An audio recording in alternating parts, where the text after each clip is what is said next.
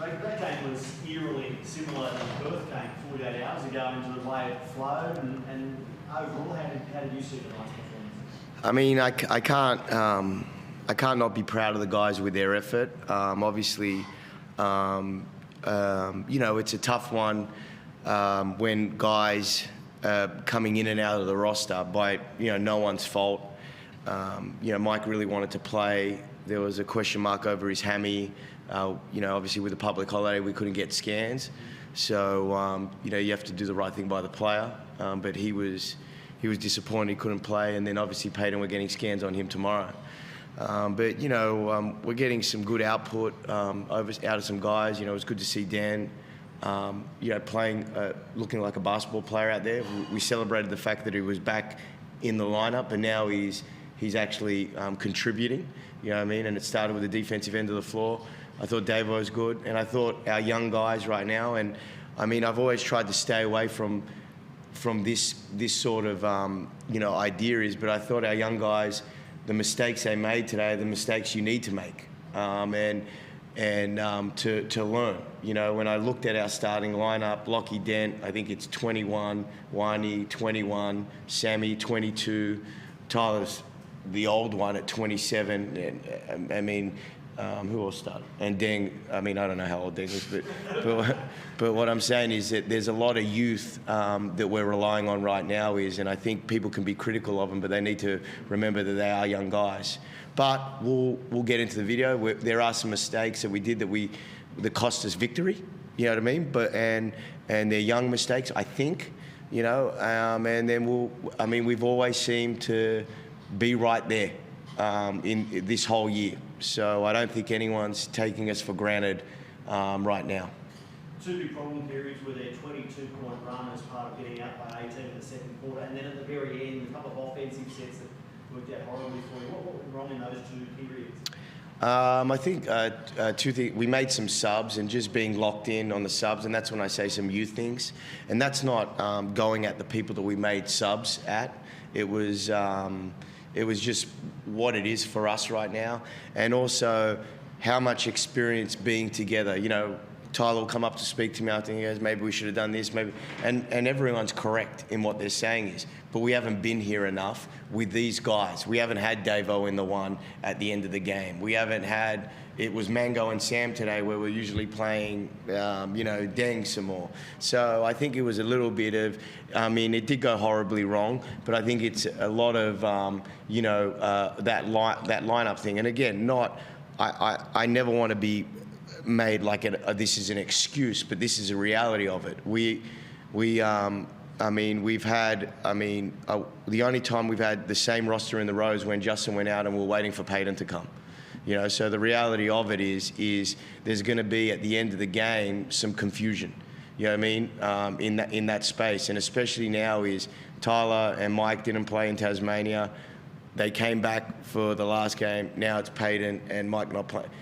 There's a lot of things. Whilst trying to bring Grida in, whilst getting, while doing all that. So I think when you go to it, being fair on our boys is that. Dan, do you feel like a basketballer again? And what parts of your game are feeling right for you? A little bit. I feel like every game I've felt better. It's just stuff like timing and knowing where guys are, knowing the plays. That's my biggest thing. I don't know the plays or anything. But the boys have been real good with me. They've helped me out a lot. But yeah, I'm feeling better and better every game. So hopefully you can just keep continuing that. Yes, sir. You've fought hard. Just finishing is the struggles. Do you think it's more the fact that you're missing those players that you're missing, or do you think it's the fatigue factor, Jake? I think, it always helps to have a guy that could go get a bucket. At the end of the game, in regard to, a guy you pay money for to be here, an American, we do. And then there's a bit of a fatigue, all our subbing in the fourth were fatigue subbing, where we looked at guys. Grida we had to be a little bit careful of, because it's the first time he's played real extended minutes, but he seemed to be good, and that's a positive. But, a little bit of fatigue, a little bit of missing out players. I can't pinpoint it on one thing, but it definitely is that, and a little bit of inexperience down that thing. You mentioned young fellas tonight. You probably could have asked much more from your co-captain Sam Froling? No, not at all. I mean, the goal is right now is everyone's got some individual goals right now, and they're not selfish ones. They're team-based to win. Obviously, Sam's is consistency, and ever since we've sat down and spoken about that, I think he's been pretty consistent. He's. I think that it's a good sign for us for the future, and we do have to talk about that a little bit right now. He is a good sign. Dan's a good sign. Davo's a good sign. You know what I mean? And then Tyler's getting a lot better too. Even though he's an import in this thing, he's getting a lot better. So we do have some good signs with those kind of guys. And I mean, in fairness, Sam and the whole group, the way they go about their business day to day, I'm proud of them every day. You know what I mean? Because it has been rough. Sometimes I'm disappointed in them, don't get me wrong, but yeah, I'm pumped that we'd be on this journey together. It's really cool. And short turnaround to the next game in Adelaide. What's your key message and learnings, I guess, from tonight going forward? I mean, I didn't really say too much to him. What I did say to him was, I thought we battled, and I thought that the mistakes we made were inexperienced mistakes and things that maybe right now in this time I can't blame them for, But we do have a chance to win basketball games. They want to win. The good thing is I'm still able right now to get after them in the video pretty hard, and they respond.